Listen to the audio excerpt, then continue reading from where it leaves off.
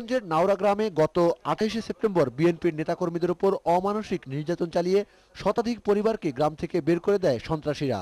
এছাড়াও নির্বাচনের পর থেকে দেশের বিভিন্ন স্থানে বিরোধী দলের নেতাকর্মীদের উপর নির্যাতন চলছে। বিএনপির কেন্দ্রীয় কার্যালয়ে এক সংবাদ সম্মেলনে এসব ঘটনার জন্য সরকারি দলকে দায়ী করেন বিএনপি মহাসচিব।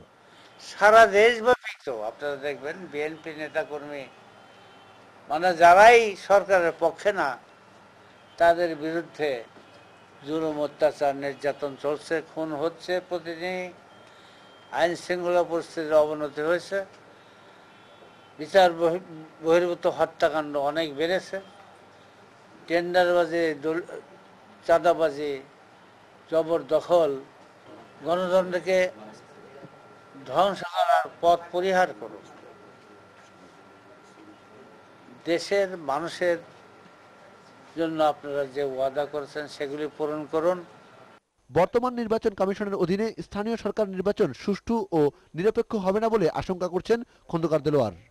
এরা নিরপেক্ষতা হারিয়েছে, এদের অধীনে কোনো সুষ্ঠু নির্বাচন হবে বলে জনগণ মনে করে না, আমরাও মনে করি না। সুতরাং আমরা বিচার বিশ্লেষণ করে আমাদের পরবর্তী কার্যক্রম সম্বন্ধে সিদ্ধান্ত। এদিকে সারা দেশে নারী নির্যাতনের বিভিন্ন ঘটনার প্রতিবাদে বিএনপির কেন্দ্রীয় কার্যালয়ের সামনে মানববন্ধন করেছে জাতীয়তাবাদী মহিলা দল। শাহ সিকান্দার রেমান, দিগন্ত টেলিভিশন, ঢাকা।